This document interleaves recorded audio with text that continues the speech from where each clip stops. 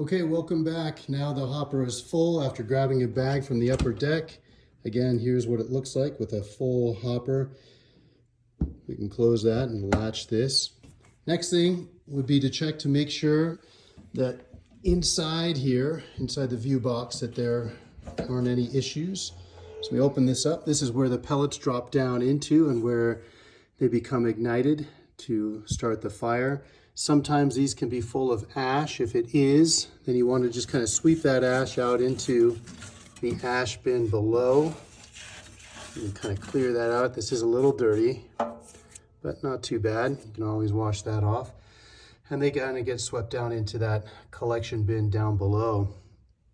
We want to close the door, make sure that this latch here is latched appropriately. If it's not, it will not start. So we want to kind of close it and make sure that it's completely closed and latched. Need a free hand to do this. There we go. And we're sealed and shut. And the instructions now are on the side of the pellet stove. So we open the door here. There are instructions here, and you can see that the power status light is in the on position, suggesting, of course, that it's plugged in and receiving power. So to get this started, what you're going to want to do is make sure that the feed adjuster is on 3, and we have this set to a reasonable temperature. This can be temperature controlled when in the appropriate setting. And we're going to turn this to room temperature. Here, you should hear a kind of blower come on. The light will suggest that the blower's on. Feed motor's running, the auger's turning. There should be pellets that will start dropping down. And once the solenoid is hot enough, it will ignite the pellets in the stove. You can hear the pellets dropping down. Not easy to see on this video, but you will see it, of course, once it lights. I would not suggest opening this door to check initially. It does take time for the solenoid to get hot enough and to ignite the pellets. And of course, it needs to make sure that there's air passing through and under the pellets in order for it to ignite.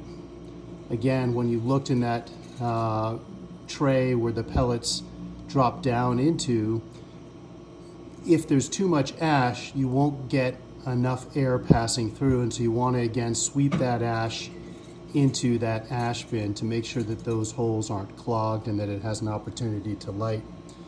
So shortly here we should start to see a flame. I don't know if you can hear the hopper running and the auger turning, dropping pellets down in there.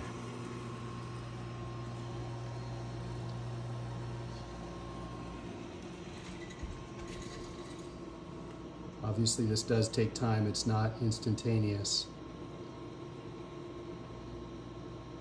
While we're waiting, another couple important points. When this is on room temperature setting, which is what we recommend this being on down here, it's going to be running off of a sensor. So this is primarily used to generate heat in a cabin. So if the cabin temperature is too hot, then it will automatically shut itself off once it reaches the designated set point, which here is about 75 degrees.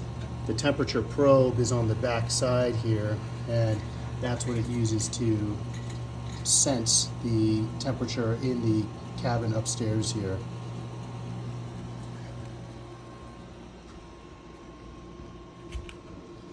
Still waiting, and it does take time, so be patient.